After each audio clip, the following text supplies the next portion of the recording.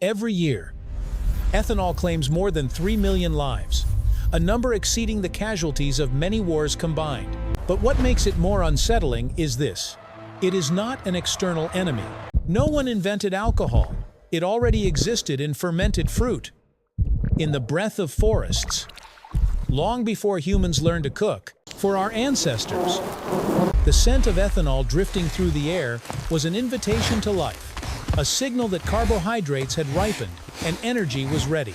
Like a biological patch, the brain learned to reward the search for that scent with dopamine, the hormone of survival. Millions of years later, when humans learned to concentrate that signal into liquid inside a bottle, the same survival cue became a virus within the nervous system. A molecule that once meant energy source began to impersonate reward, triggering artificial happiness, an evolutionary trap that has never been updated. In digital language, ethanol is a glitch in the human operating system, an ancient line of code never patched, yet now shaping culture, economics, and politics across the world. According to the hypothesis of biologist Robert Dudley, drinking behavior may originate from primate survival instincts. In dense forests, ripe fruit, a rare source of calories, often releases a distinctive aroma because ethanol forms through natural fermentation. Ethanol has a small molecular mass, evaporates easily, and its scent travels far. These properties helped our ancestors locate ripe fruit through smell, a powerful evolutionary advantage. In a world where calories meant survival, being drawn to ethanol was a useful reflex. But that reflex etched a reward pathway into our genes, linking ethanol to energy. The problem arose when humans learned to produce alcohol. We no longer detected carbohydrates, escaping the liquid phase, only the illusion of energy. Each sip became a distorted copy of a behavior that once ensured survival. In that sense, intoxication is not cultural rebellion, but the reawakening of an ancient instinct, an energy-seeking algorithm trapped in an endless loop. It takes only about 30 seconds for ethanol to cross the blood-brain barrier, one of evolution's most sophisticated protective structures. With a molecular weight of just 46 daltons, ethanol dissolves in both water and lipids, allowing it to slip into neurons like a universal intruder. Once inside the central nervous system, ethanol enhances GABA receptor activity, increasing neural inhibition while simultaneously triggering dopamine release in the nucleus accumbens, the brain's reward center. The brain interprets this as a survival victory and learns to chase the sensation again and again. This mechanism creates a positive feedback loop. The more one drinks, the more one desires to drink.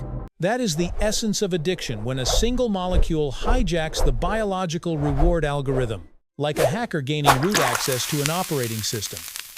Ethanol overwrites genuine success signals with artificial copies. Each episode of intoxication is not simply enjoyment, it is the brain retraining itself, reinforcing error through dopamine. If ethanol is so dangerous, why doesn't the body eliminate it immediately? The answer lies in an energy paradox. The liver prioritizes ethanol metabolism above nearly everything else. When ethanol enters the liver, the enzyme alcohol dehydrogenase ADH oxidizes it into acetaldehyde, a compound about 30 times more toxic, capable of cross-linking with proteins and DNA, causing cellular mutations. Then aldehyde dehydrogenase ALDH converts acetaldehyde into acetate, which is relatively safe and can be used as fuel by cells. The problem is that this reaction chain consumes NAD-MICE, a critical cofactor for cellular respiration. When NAD-MICE is depleted, cells enter oxidative stress, generating reactive oxygen species, ROS, that damage membranes and mitochondria. This is why ethanol is associated with more than 200 diseases, from liver cirrhosis and pancreatitis to cancer. In thermodynamic terms, ethanol is a biological entropy amplifier.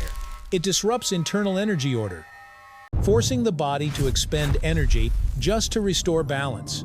Every episode of intoxication is like rebooting the operating system, but with some data permanently corrupted. When geneticist David Carrier studied genes among African and East Asian populations, he found something striking. More than 80% carried a variant known as ADH, 1b times 47.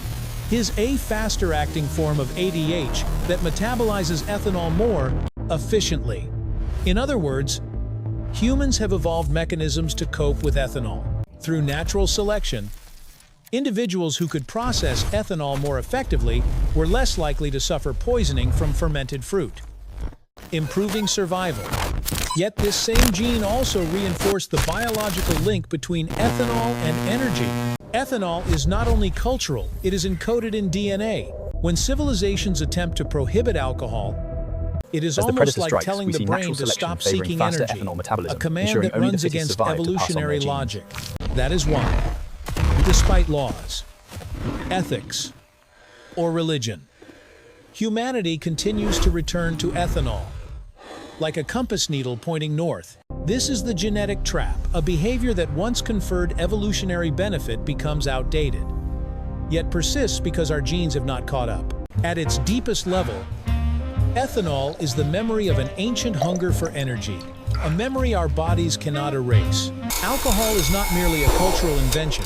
It is a biological inheritance, a flawed software package pre-installed in our DNA. Modern civilization acts as the maintenance system, selling, treating, and regulating the very signal evolution once defined as reward.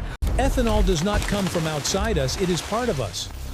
A version of ourselves that has never been patched. And until we understand it as biological software, the trap will continue to auto-launch every time we raise a glass.